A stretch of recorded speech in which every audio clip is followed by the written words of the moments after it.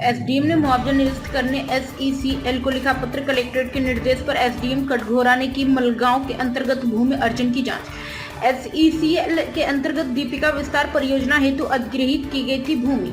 SECL Deepika विस्तार परियोजना हेतु ग्राम मलगांव में चिन्हांकित भूमि पर स्थित संपत्तियों के सर्वेक्षण के दौरान मुआवजे के लिए तैयार सूची में लगभग 152 मकान के काल्पनिक होने का खुलासा हुआ है।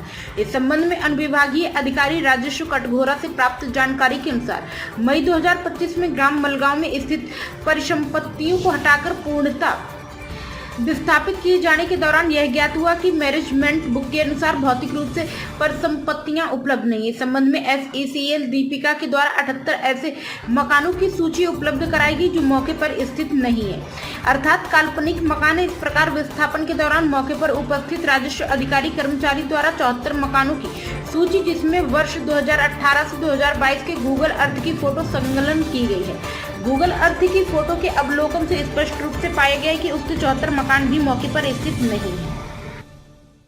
दरअसल जब मलगांव को विस्थापन किया जा रहा था तो ऐसी जानकारी प्राप्त हुई जीपीएस बेस्ड फोटोग्राफ्स और गूगल अर्थ से जो इमेज मिली उनके आधार पर 152 ऐसे मकान पाए गए जो वहां मौके पर मौजूद नहीं थे। उन्हीं की निरस्ती के लिए एसईसीएल जीएम को दीपिका को भेजा गया।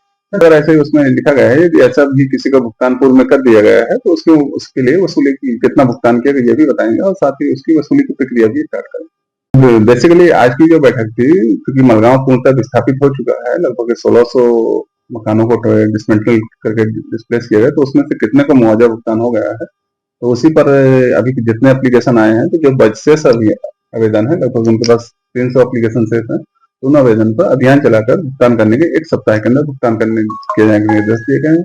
इसके अतिरिक्त जो भी नौकरी बची हुई है, एक नौकरी अभी हृदय सिंह और एक और है, उनकी नौकरी को भी उन्होंने कहा 10 दिवस के अंदर उनकी नौकरी आ जाएगी। और साथ ही 107 ऐसे प्रकरण जिनका बसाहट के बदले जो एक मुफ्त राशि 10 लाख रुपए दी जाती है, वो प्रकरण सीएमडी ऑफिस बिलासपुर में है, वही बोले हैं कि 10 दिवस के लाकर उनका भुगतान की प्रक्रिया शुरू करें।